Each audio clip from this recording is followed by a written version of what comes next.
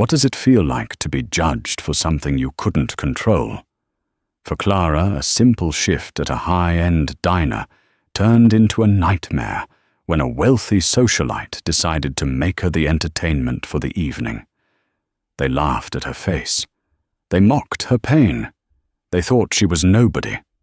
But they didn't notice the quiet man sitting in the back booth, a man who knew exactly where that scar came from and who held a secret that would destroy their entire world in seconds. You won't believe how this ends. The rain in Seattle always felt personal to Clara Dalloway. It didn't just fall. It drummed against the windows of the Velvet Fork like a relentless reminder of the grey, heavy turn her life had taken. Clara was 26, though her eyes held the exhaustion of someone twice that age.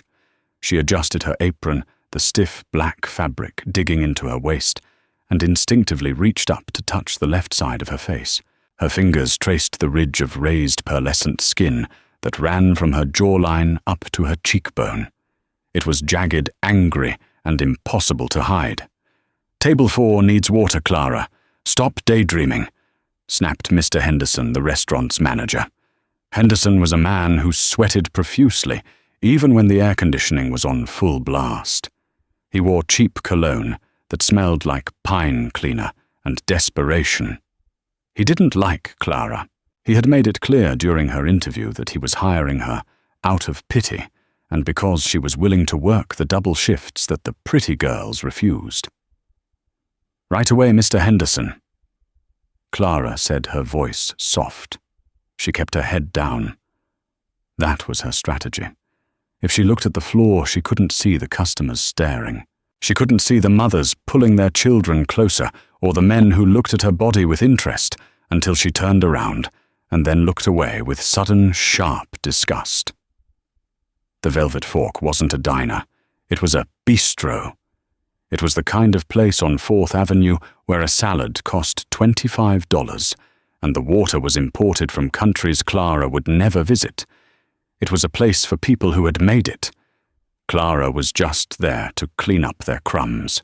She moved to table 4, pouring the sparkling water with a steady hand. "Oh, God," a woman at the table whispered. It wasn't quiet. It was that stage whisper meant to be heard. "Look at her face. Do you think it's contagious like a rash?" "Don't look, verify," her companion giggled. "It looks like she got into a knife fight in a dark alley." Clara felt the heat rise in her neck. She focused on the bubbles in the glass. Just pour. Just walk away. You need this tip. You need the insulin for Toby. Toby, her younger brother. He was the only reason she endured Henderson's snapping and the customer's cruelty. The accident 3 years ago hadn't just given Clara the scar. It had taken their parents and left Toby with a severe autoimmune condition that required expensive treatments. The insurance payout had been meager, swallowed up by legal fees against a driver who had vanished into thin air, a hit-and-run that the police had eventually filed under unsolved. Clara placed the bottle down. "Is there anything else I can get you, ladies?" she asked, forcing a smile. The skin on her cheek pulled tight, a physical reminder of her deformity. The woman in the designer blazer recoiled slightly dramatically, pressing a napkin to her mouth. "No, just the check. And maybe send over a server who isn't leaking bad luck." Clara nodded, swallowed the lump in her throat, and walked away. She retreated to the kitchen, leaning against the cold stainless steel of the prep counter. "They're at it again." Clara looked up. It was Jenny, the only other waitress who treated her like a human being. Jenny was older, with dyed red hair and a smoker's rasp. "It's fine," Clara lied. "It's not fine," Jenny said, chopping lemons with aggressive force. "People are garbage, honey, especially the ones with Gucci bags. But hey, look on the bright side. We've got a VIP reservations tonight. The rumor is it's some tech circle from Silicon Valley. Big tippers. Maybe you can work the back section and avoid the drama." Mr. Henderson already assigned me to the front window. Clara sighed. He says he wants the restaurant to look inclusive tonight. Whatever that means. It means he's a sadistic pig, Jenny muttered. The bell on the front door chimed. The air in the restaurant seemed to shift, growing colder, sharper. Clara peeked through the service window. A group of 4 women had just walked in. They didn't just walk. They glided. They were polished, manicured, and terrifyingly perfect. Leading them was a woman with platinum blonde hair, wearing a white coat that probably cost more than Clara's entire year of rent. Clara's stomach dropped. She knew that woman. Not personally, but from the tabloids Jenny left in the break room. It was Veronica St. James, the heiress to the St. James shipping fortune, a socialite known as much for her vicious Twitter feuds as for her charity galas. Clara, Henderson hissed from the floor. Table 1, the VIPs, now. Clara took a deep breath. She grabbed her notepad. She walked out onto the floor, unaware that the next hour would tear her life apart, and then rebuild it in a way she could never imagine. The restaurant fell into a hush as Veronica St. James and her entourage took their seats at the prime window table. They threw their coats over the chairs without looking, assuming someone would catch them. Someone did. Clara caught Veronica's white coat just before it hit the floor. Careful! Veronica snapped, not even looking at Clara. That's cashmere. If you stain it, you're buying it. And looking at your shoes, I doubt you could afford the button. Her friends, a trio of identical-looking women, named Courtney Ashley and Britt, tittered like birds. Welcome to the Velvet Fork, Clara said, her voice trembling slightly. My name is Clara, and I'll be taking care of you tonight. Veronica turned her head slowly. She lowered her oversized sunglasses, her ice-blue eyes scanning Clara from her scuffed shoes up to her uniform, and finally resting on her face. The silence that followed was heavy. Veronica didn't gasp. She didn't whisper. She just stared, a small, cruel smile playing on her lips. Oh, wow, Veronica said, her voice loud enough to carry to the nearby tables. I didn't realize this place was doing a Halloween theme in July. The table erupted in laughter. Veronica, stop, you're terrible. Ashley laughed, slapping the table. I'm just being honest, Veronica said, leaning back and crossing her arms. I mean, really, it's unappetizing. Manager. She raised a hand, snapping her fingers. Mr. Henderson materialized instantly, sweating profusely. Miss St. James, what an honor. Is everything to your liking? Not exactly, Veronica said, gesturing vaguely at Clara. I'm trying to eat, and I have to look at that. It's ruining my appetite. Do you have a mask, or maybe a paper bag? Clara stood frozen. She was used to stares. She was used to whispers. But this open, loud humiliation was new. Her hands shook the notepad, rattling against her hip. She looked at Henderson, praying for him to defend her, to say, she's a good waitress, please be respectful. Instead, Henderson offered a nervous, greasing smile. I apologize, Miss St. James. Clara has had a difficult life. I can take over the table myself if you prefer. No, Veronica said, her eyes gleaming with malice. I want her to serve us. It'll be a good lesson in humility. But tell her to turn her head. I only want to see the good side, if there is one. Clara felt tears pricking her eyes. Don't cry, she screamed internally. Do not give them the satisfaction. I'll take your drink orders now, Clara said, her voice robotic. Champagne, Veronica ordered. The 2015 Dom Perignon, and make sure the glasses are clean. I don't want any infection. Clara moved to the bar. Her hands were shaking so badly she could barely hold the tray. She's a witch, the bartender, a young guy named Mike whispered as he handed her the bottle. "Don't let her get to you, Clara." "It's too late," Clara whispered back. She returned to the table. She approached from Veronica's left side, the side of her scar, forgetting the order to turn her head. As she reached over to pour the champagne, Veronica suddenly shifted her elbow. It was a subtle movement, calculated.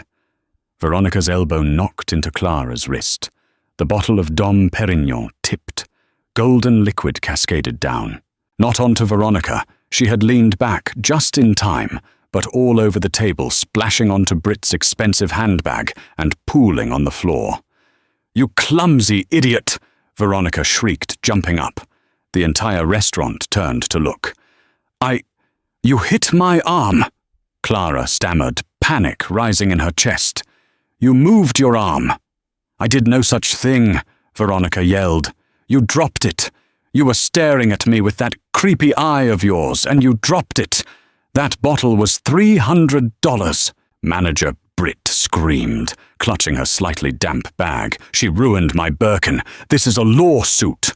Henderson came running, his face purple. "Clara, what have you done?" "She tripped me, Mr. Henderson, I swear." "Silence!" Henderson roared. He turned to Veronica, bowing low. "Miss St. James, I am horrified. We will comp the entire meal, and we will pay for the cleaning of the bag." "And her?" Veronica pointed a manicured finger at Clara. "I don't want to see her face again. Get her out of here. She's a liability. And honestly, she's a scarecrow." Henderson turned to Clara. "You heard the lady. Get out. You're fired. And don't expect your last paycheck.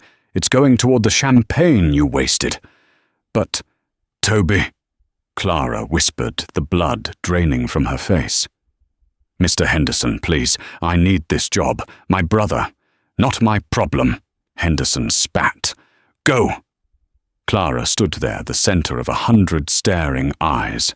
The humiliation was a physical weight, crushing her lungs. She unfastened her apron, her fingers numb, and let it drop to the champagne-soaked floor. She turned to leave the sound of Veronica's victorious laughter ringing in her ears. But she didn't make it to the door. "Pick it up." The voice came from the back of the room. It wasn't loud, but it possessed a baritone authority that cut through the laughter like a knife through silk.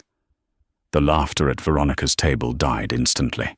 Everyone turned, even Veronica.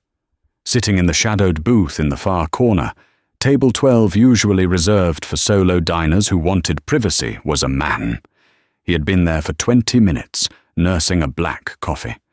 Clara had served him water earlier. She hadn't really looked at him.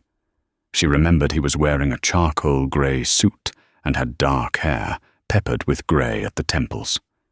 He stood up now. He was tall, well over 6 feet, with broad shoulders that filled out the suit in a way that suggested military training or intense discipline. He walked slowly toward the center of the room. His face was rugged, handsome, but hard with dark eyes that burned with a strange, intense fury. "Excuse me," Henderson said, blinking. "Sir, this is a private, personnel matter." The man ignored Henderson completely. He walked straight up to Clara. Clara flinched as he approached, expecting another insult. But the man stopped 3 feet away. He looked at her. He didn't look at her shoes or her uniform. He looked directly at the scar. And for the first time in 3 years, the look wasn't one of disgust. It was recognition, sorrow. Then he turned his back on her and faced Veronica St. James. "I said," the man repeated, his voice dangerously calm, "pick it up." Veronica laughed, though it sounded nervous this time. "Excuse me, do you know who I am?" "I know exactly who you are, Veronica," the man said. He didn't use a title, just her name. "You are the woman who just tripped a waitress for sport." "I did not," Veronica protested. "She's clumsy, and look at her. She shouldn't be working in a place like this. It's bad for business." "Is it?" The man reached into his inner jacket pocket. Henderson took a step back as if fearing a weapon. But the man pulled out a phone. He tapped the screen and turned it around to face the room. It was a live feed. "I was testing the new security camera system I had installed in the ceiling this morning," the man said. On the screen, in high definition, was the footage from 2 minutes ago. It showed Veronica clearly, undeniably checking the angle, waiting for Clara to approach, and then deliberately jerking her elbow out to knock the bottle from Clara's hand. A gasp went through the restaurant. Veronica's face went pale, then red. That's an invasion of privacy. You can't record me." "In a public establishment, I certainly can," the man said. He pocketed the phone. "Especially when I'm the one paying for the electricity." Henderson frowned, confused. "Sir, I don't understand." "Who are you?" The man looked at Henderson with cold disdain. "You don't recognize me?" "Henderson, I suppose that makes sense. We've only spoken over email, and I usually use my holding company's name." He adjusted his cufflinks. "My name is Liam Blackwood." The silence that hit the room was absolute. Liam Blackwood. The name was legendary in Seattle. He was a recluse billionaire, a venture capitalist who had bought up half the city's real estate in the last 5 years. He was known for being ruthless in business and invisible in public. "Blackwood," Henderson squeaked. You own the building." "I own the building," Liam said, stepping closer to Veronica's table. "I own the restaurant chain. I bought the parent company Gilded Dining Group 3 days ago. I came here tonight to see how my new investment was being managed." He looked at the spilled champagne, then at Clara, who was trembling by the door, then at Henderson. "And I have to say," Liam said, his voice dropping to a terrifying whisper, "I am disgusted." Veronica stood up, trying to regain her composure. She tossed her hair. "Well, Mr. Blackwood, if you're a businessman, you know the customer is always right. And my father is Jonathan St. James. We spend thousands here. You should be thanking me for pointing out your flawed staff." Liam laughed. It was a dry, humorless sound. "Your father," Liam said. "Jonathan. Yes, I know him. We have unfinished business." He took a step toward Veronica, invading her personal space. Veronica shrank back. "But right now my business is with you. You humiliated this woman. You cost her a job. You wasted my champagne." I can pay for the champagne," Veronica stammered. "Oh, you'll pay," Liam said. "But not with money. I have plenty of that." He turned to Clara. "Clara, please come here." Clara hesitated. Her legs felt like lead. She walked slowly back to the table. "Sir, I just want to go home," she whispered. "You will," Liam said gently. "But first we are going to correct a mistake." He turned to Henderson. "Henderson, you're fired. Get out." "Now." Henderson's jaw dropped.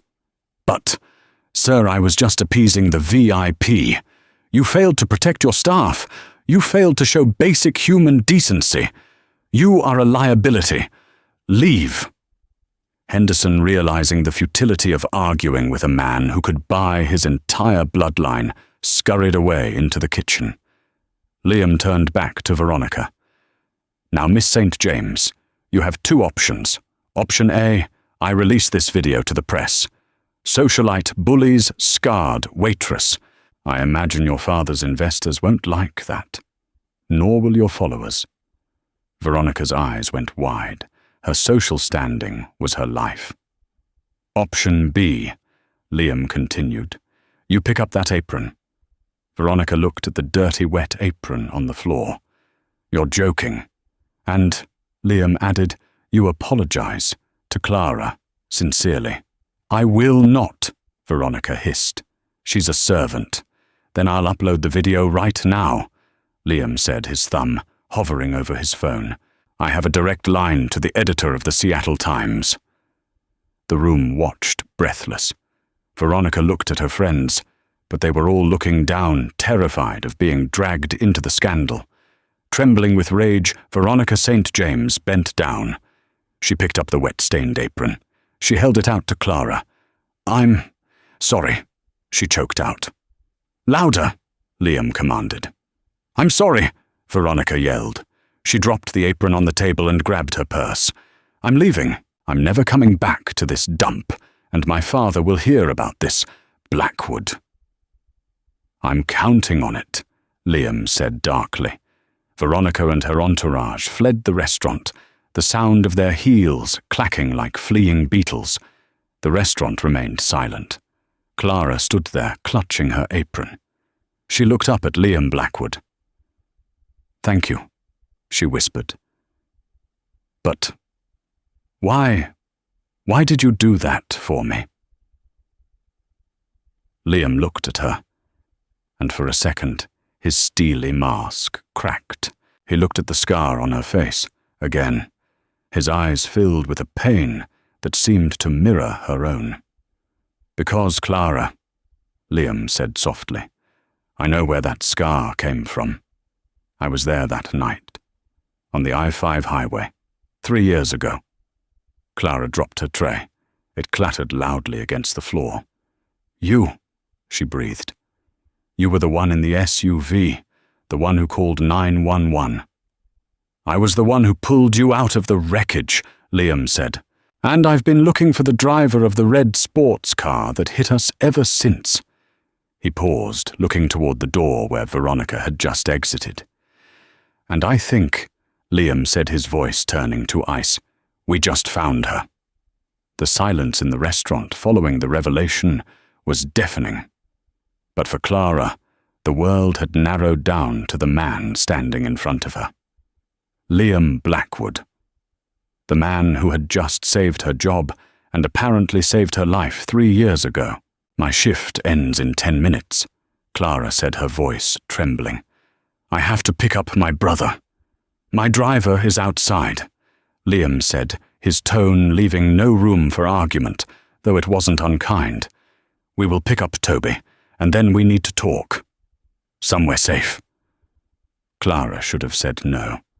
She should have been terrified. But looking into Liam's dark eyes, she saw the same haunted look that greeted her in the mirror every morning. She nodded. The ride to pick up Toby from his dialysis center was done in the back of a black Maybach that smelled of leather and expensive scotch. Toby, a pale but perceptive 14-year-old, looked from Clara to the billionaire with wide eyes, but said nothing as they drove toward the hills of Queen Anne. Liam didn't take them to a sterile office. He took them to his home, a modern fortress of glass and steel overlooking the Puget Sound. Once Toby was settled in the media room with a spread of food he'd only ever seen in magazines, Liam led Clara to his study. The room was lined with books, but one wall was covered in a retractable screen. "I need to show you something," Liam said. He poured 2 glasses of water, his hands steady. "That night, 3 years ago, I was driving behind you. I saw the red sports car swerve. I saw them clip your bumper at 80 miles an hour. I saw your car spin, hit the guardrail and flip." Clara shuddered, the memory flashing like a strobe light. The screech of metal, the pain, the darkness. "I pulled over," Liam continued, his voice tight. "I got you out. The car, it was leaking gas. It exploded seconds after I dragged you to the shoulder. I stayed until the paramedics came, but I had to leave before the police took my statement. I had a complication back then, a security threat against my company. I couldn't be on a police report." "So you vanished," Clara whispered. "I thought you were an angel, or a hallucination." "I'm no angel, Clara. I'm a man obsessed with details." Liam pressed a button on a remote. The screen on the wall lit up. It was a digital map of the city covered in red pins.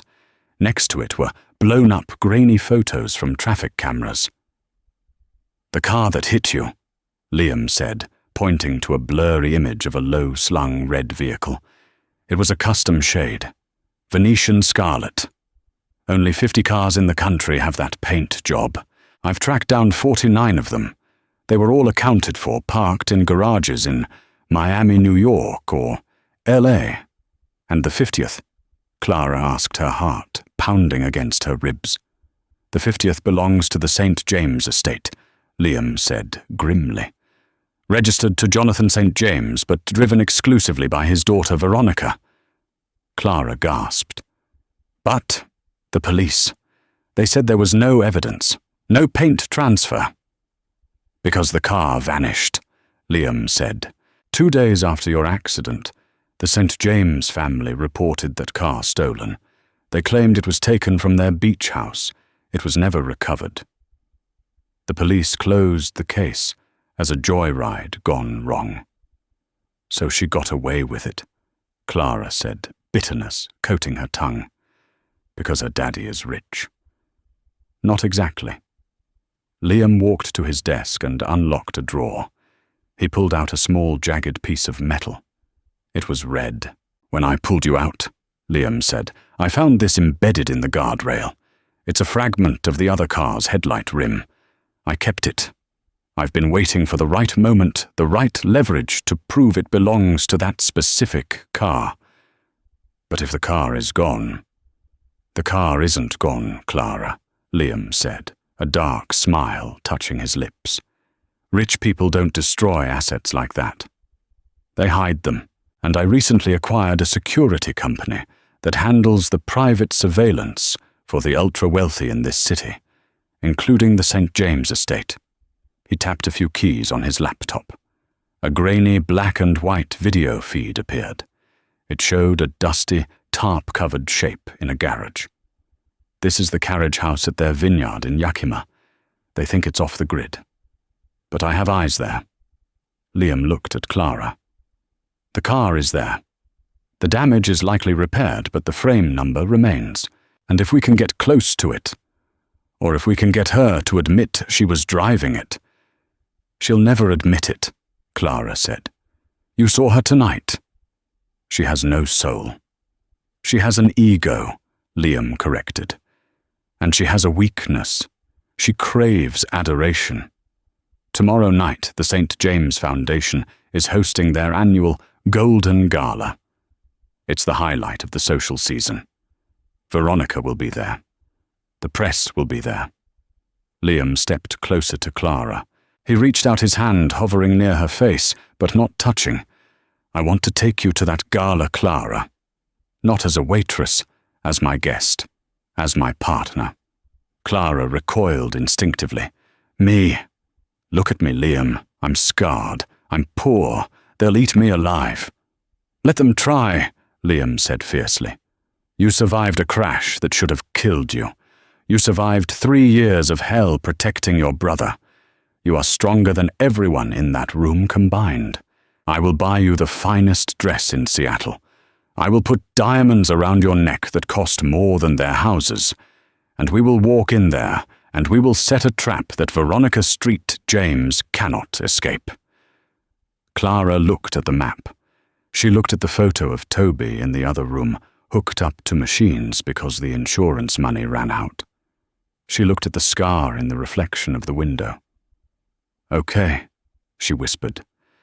Let's burn them down. The preparation was grueling.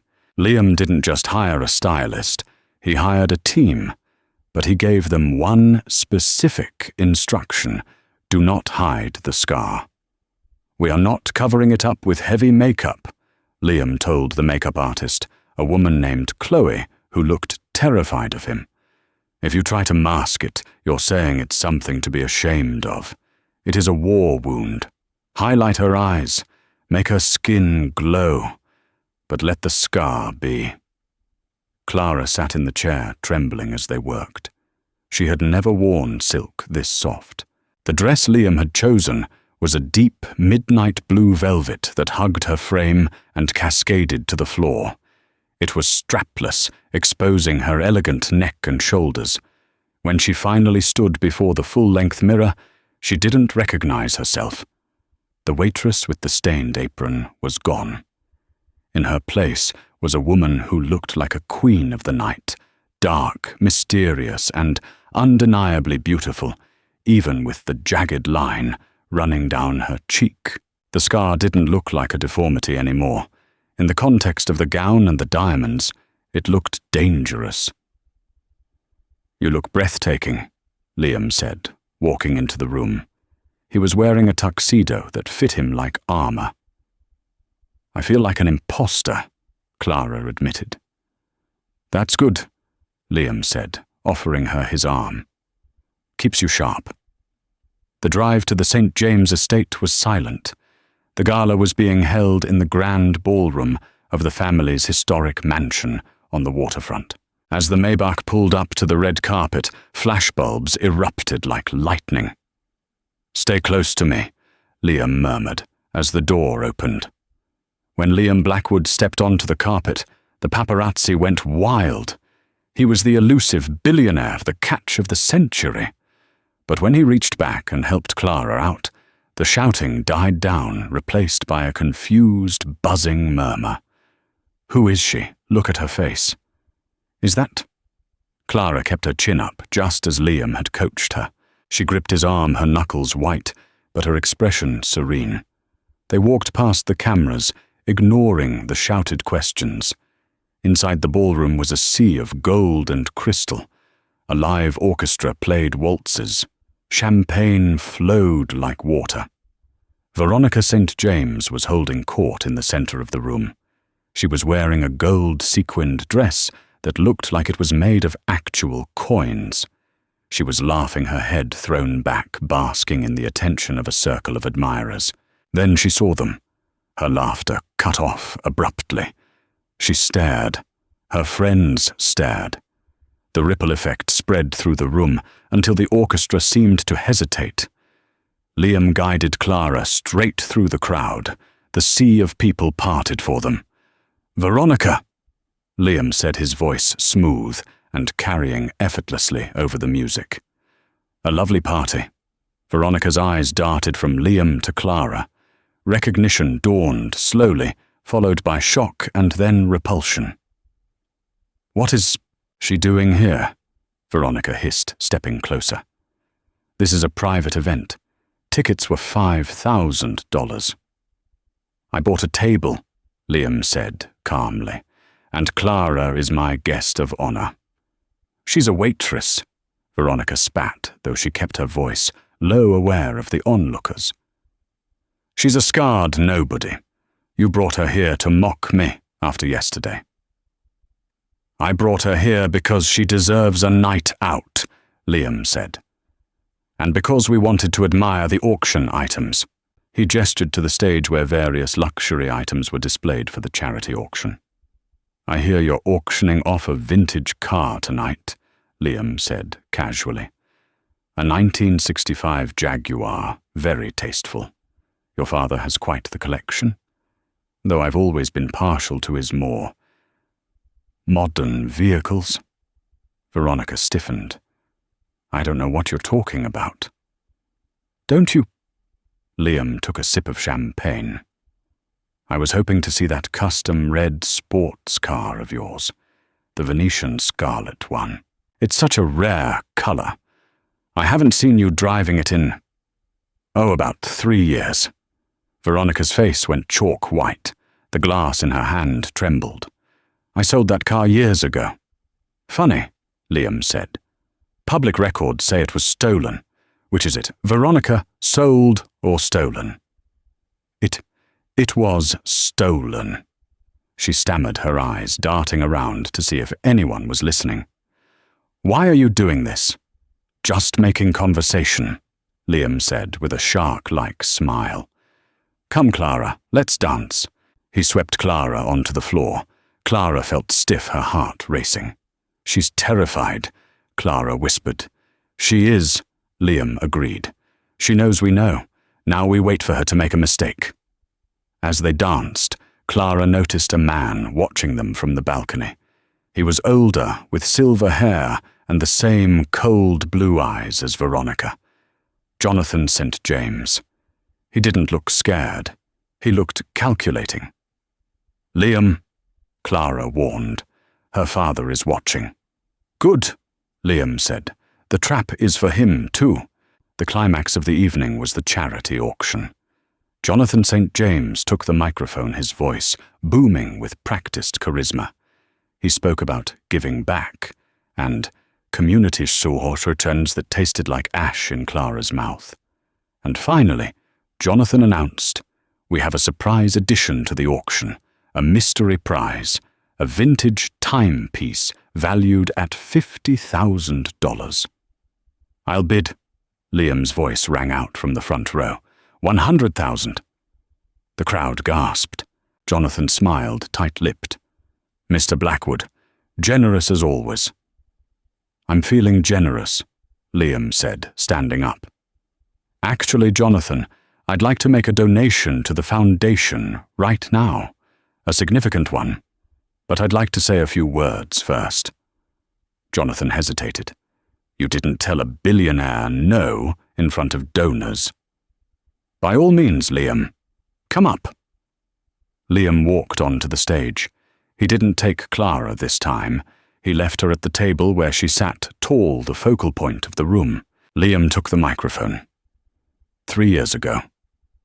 Liam began, his voice echoing through the silent hall. A young woman was driving home from a double shift. She was tired. She was working to support her sick brother. She was struck by a speeding vehicle on the I-5. The driver didn't stop. They left her to burn. The room grew uncomfortable. Veronica, standing near the stage, looked like she was about to faint. Jonathan's smile had vanished. "That woman is sitting right there." Liam pointed to Clara. Clara Dalloway. She lost her parents. She lost her face. She lost her livelihood.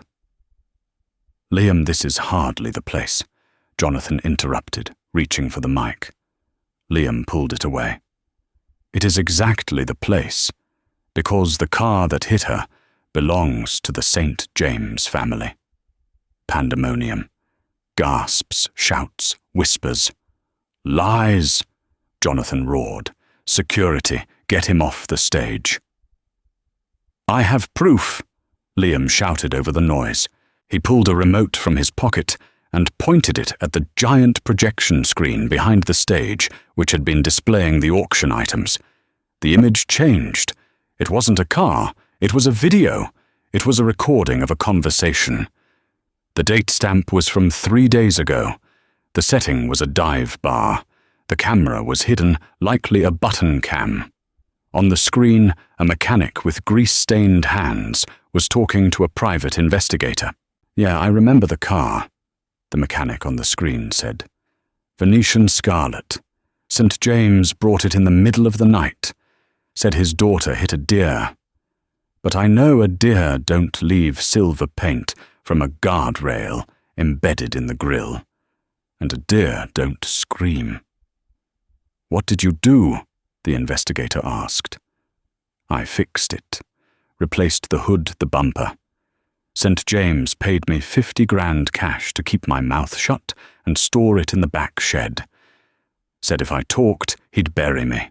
The video cut to black. Liam turned to Veronica. "You didn't sell it. You didn't lose it. You hid it." Veronica broke. "It was an accident," she screamed, her voice shrill and terrifying in the quiet room. "She swerved.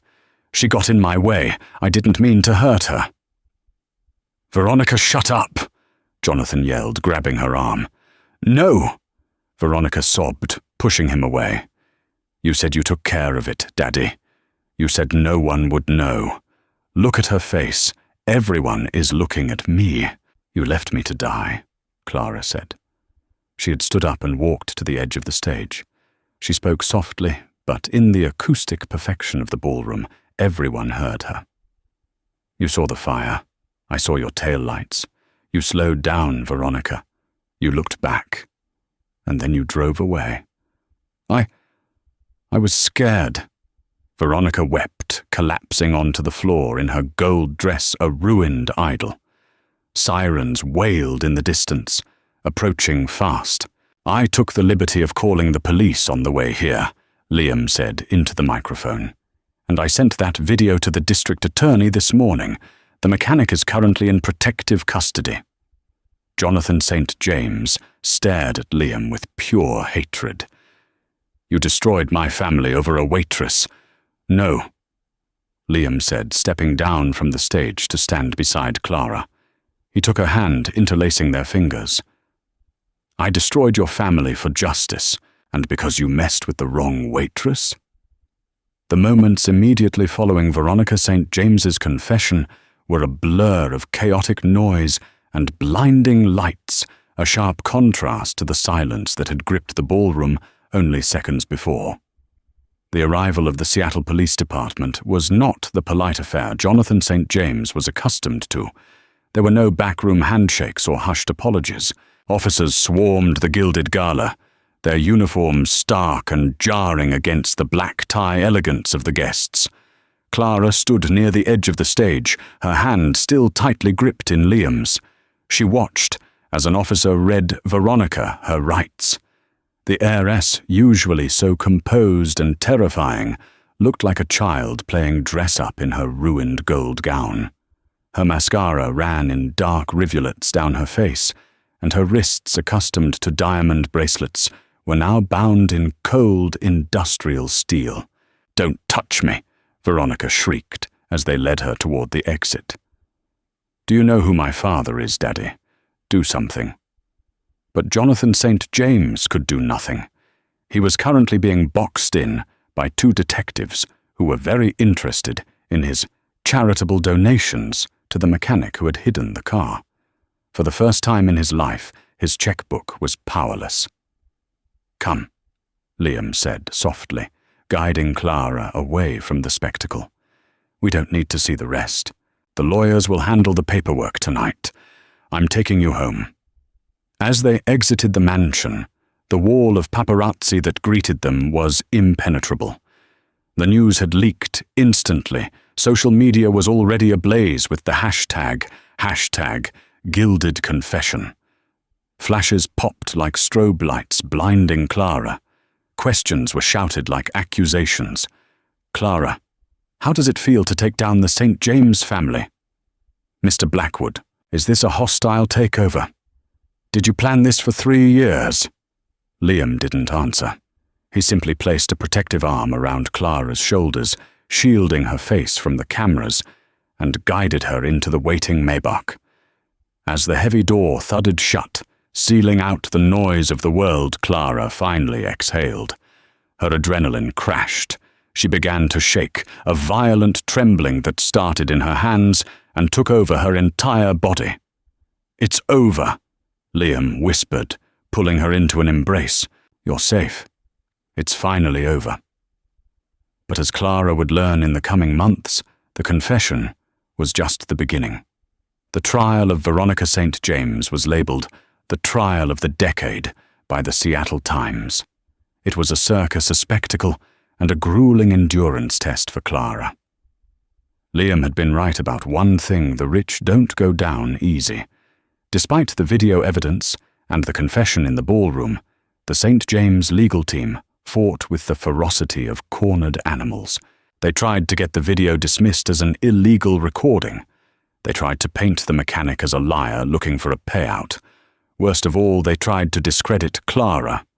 For weeks, Clara had to sit in a courtroom and listen to defense attorneys characterize her as a bitter, opportunistic waitress looking for a payday.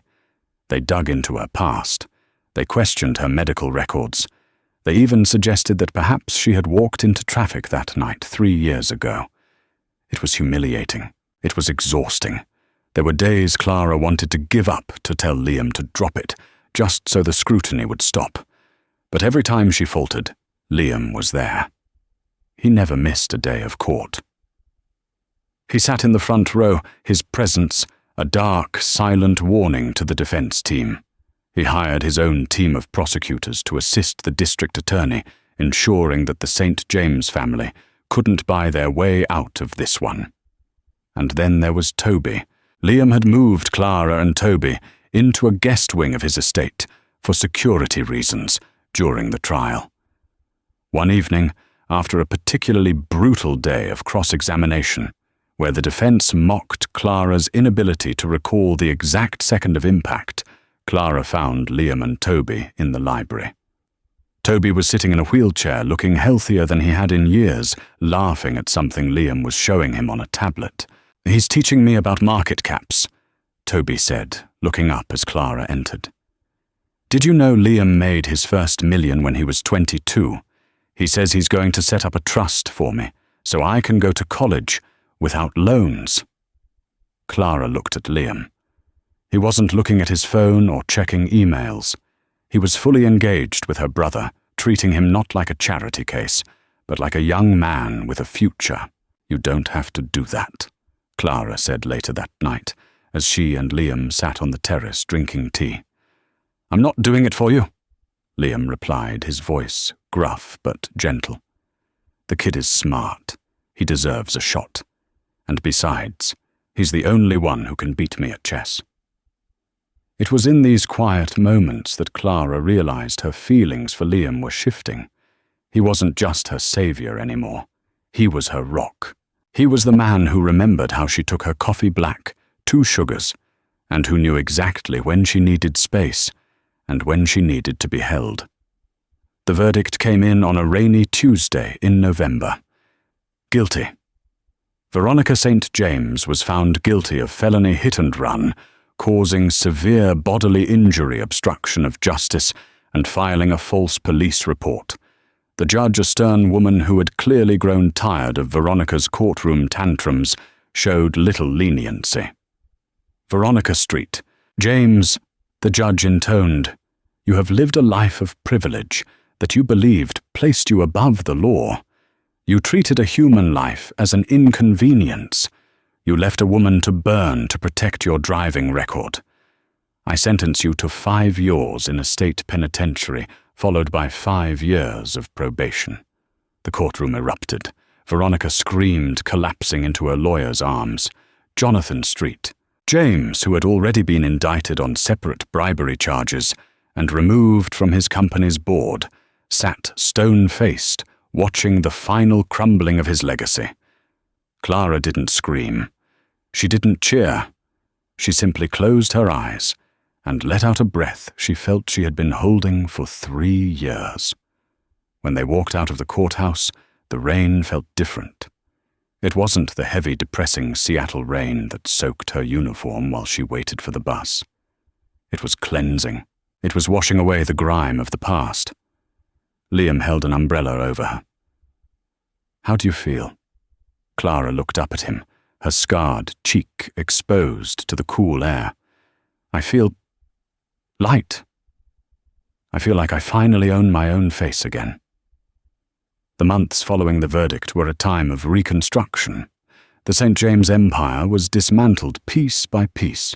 The Velvet Fork and its parent company were fully acquired by Blackwood Holdings. Liam didn't shut them down. He cleaned house. He fired the abusive managers, including Mr. Henderson, who was last seen trying to get a job at a fast food drive-thru.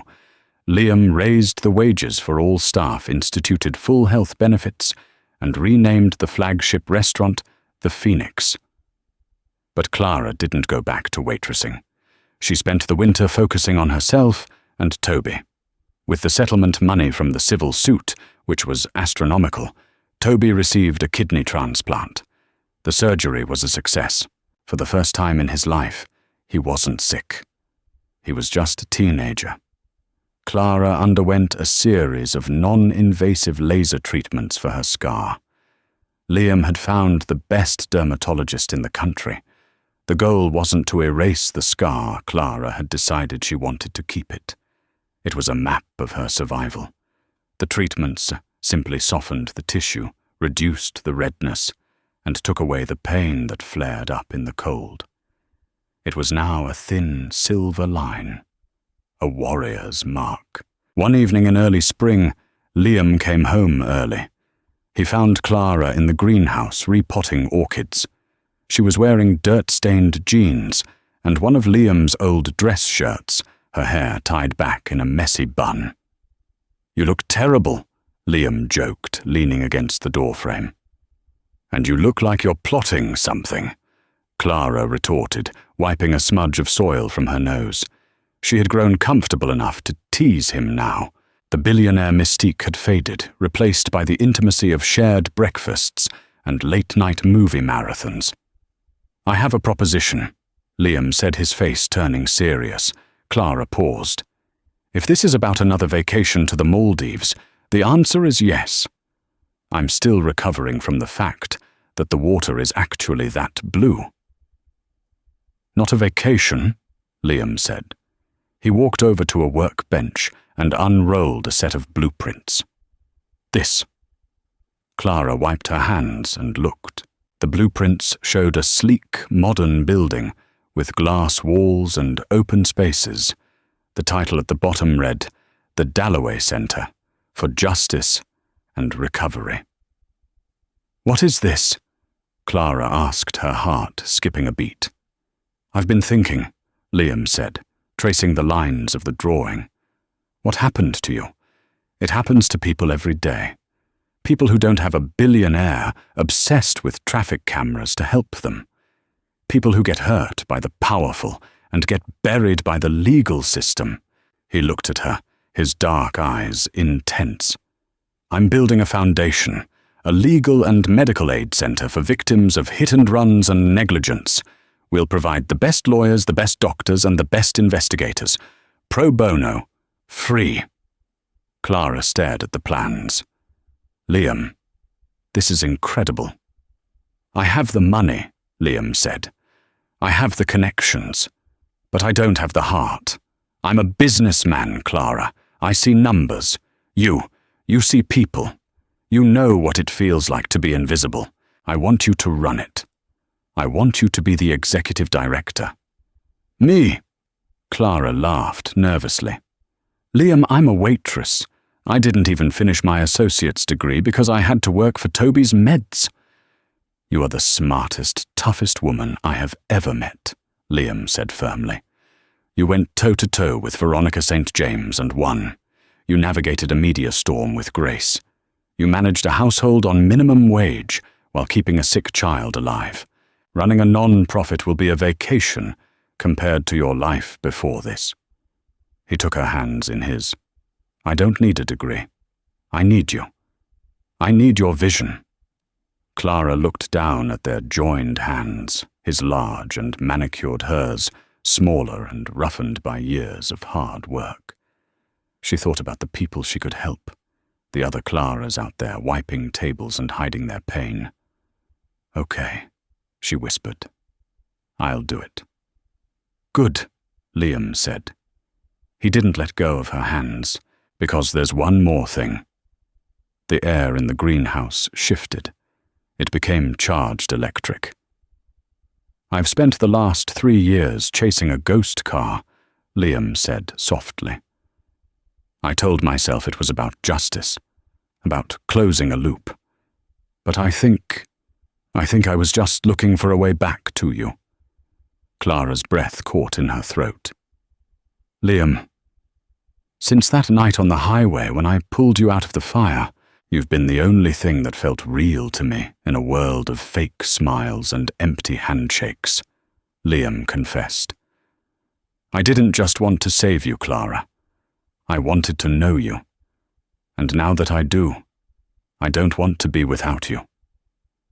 He reached into his pocket. Clara expected a ring, but instead he pulled out a small, worn object. It was the piece of red plastic, the fragment of the headlight from the Venetian Scarlet car. "I kept this as evidence," Liam said. "It was a symbol of my anger, of my need for revenge."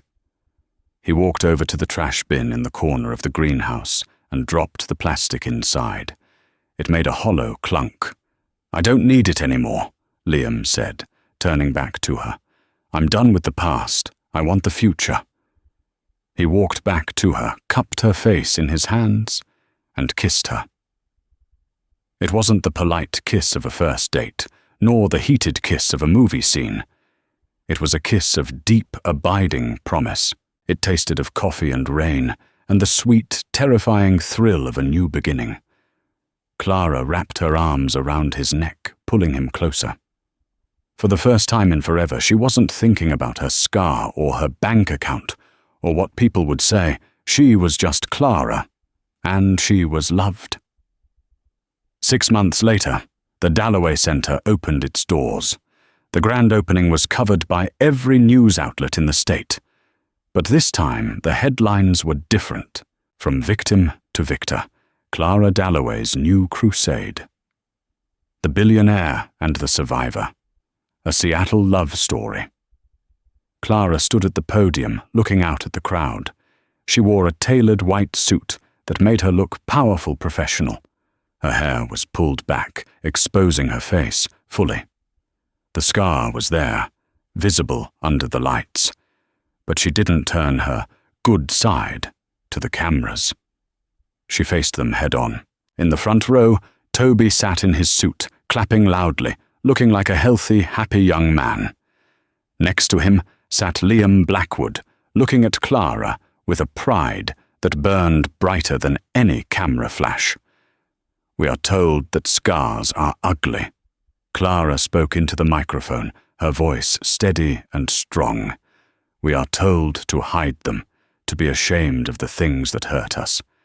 But I am here to tell you that a scar is not a flaw. A scar is a story. It means you survived. It means you were stronger than the thing that tried to break you. She looked directly at Liam and smiled. And sometimes, she added, it leads you to the people who will help you heal. The crowd erupted in applause. As Clara stepped down from the stage, Liam was there to catch her hand. "Ready to go?" he asked. "Where?" Clara asked. "Home," Liam said. "It's Taco Tuesday. Toby says if we're late, he's eating all the guacamole." Clara laughed a sound that was free and full of joy. She squeezed Liam's hand. "Let's go home." They walked out of the center together, out into the cool Seattle air. The rain had stopped, and the clouds had parted, revealing a twilight sky painted in hues of violet and gold. It was the kind of evening that promised a beautiful tomorrow. And for Clara Dalloway, for the first time in a long time, tomorrow was something she couldn't wait to see. And that brings us to the end of Clara and Liam's journey. From a humiliated waitress wiping tables in a diner to the executive director of a foundation changing lives, Clara proved that dignity isn't something others give you. It's something you claim for yourself. It wasn't just a story about a millionaire saving a damsel. It was about two broken people finding the missing pieces of themselves in each other. Veronica Street. James may have had the money, but she ended up with nothing but a prison cell, while Clara, who started with nothing, ended up with a family, a purpose, and a love that was real. I want to know your thoughts on the ending. Do you think Liam's method of taking down the St. James family was fair, or was it too ruthless?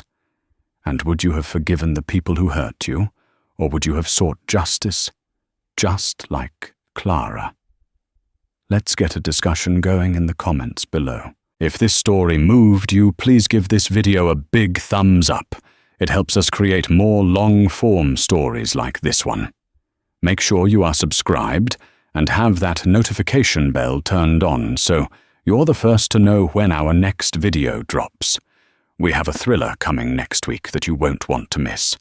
Thanks for watching, stay safe, and remember, be kind, because you never know who you're talking to.